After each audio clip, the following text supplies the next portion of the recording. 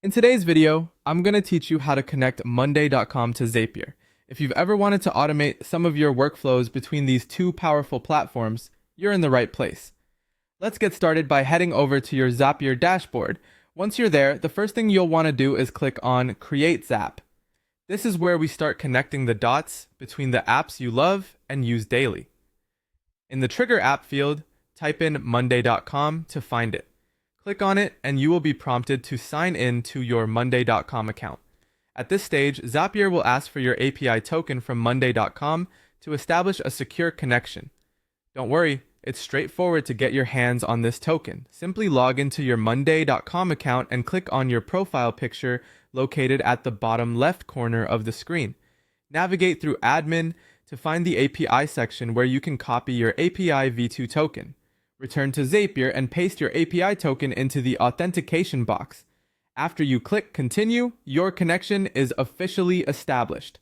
Now, it's time to set up a trigger for your Zap.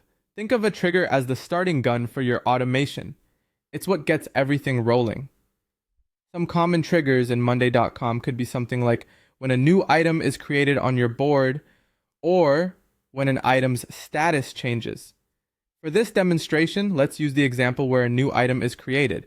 So begin by selecting the trigger event, choose new item, and make sure your Monday.com account is connected.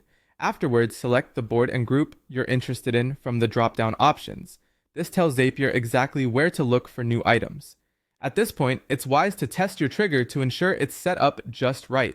Clicking Test Trigger will prompt Zapier to fetch a sample item from your board, which helps confirm that everything is communicating perfectly.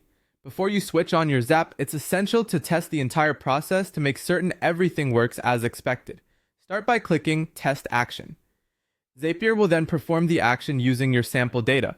Make sure to check whether this test appears in your target application, whether it's sending a message, creating a row, or whatever your Zap is supposed to accomplish. If your test was successful, you'll see the green light, and you're on the path to full automation. Once you're content with the setup, simply hit Turn on Zap to put your new automation to work. Zapier now vigilantly watches your Monday.com triggers and will automatically take action every time a specific event occurs, freeing you up to focus on more critical aspects of your projects. And there you have it, an automated bridge between Monday.com and Zapier. Keep discovering the possibilities of automation, and don't forget to explore other Zapier integrations that could enhance your workflow. Thanks for watching, and happy